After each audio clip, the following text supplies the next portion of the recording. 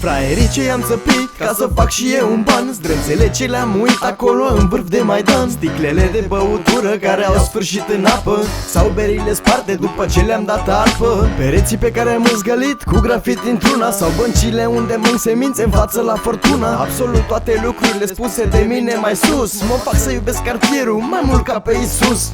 Și nu mi-e rușine să zic că aici n-avem bani, dar să vezi distracție când ne strângem 5 golani. Îmi e ciudă când mă gândesc că va trebui părăsit locul unde fără bani zi de zi sunt mulțumit. Și știi, dacă vii și tu tot dintr-un cartier, pe piesa asta ți-am trezit amintiri din alea de fier. Pe piesa asta ți-am trezit amintiri din alea de fier.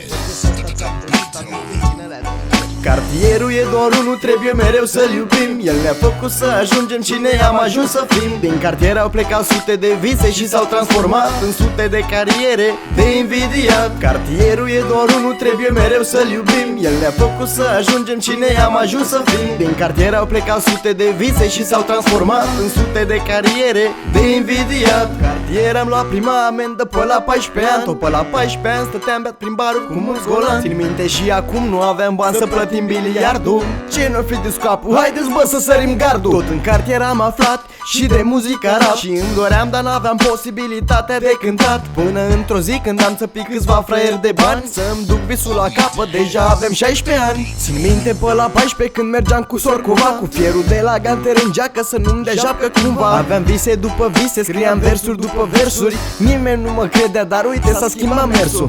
Ei jucau pititea, eu fumam după garaje. Ei scriau la mate, eu citeam despre ultraje. Aveam alte preocupații atunci când eram mic, probabil de acolo dorința asta să mă ridic.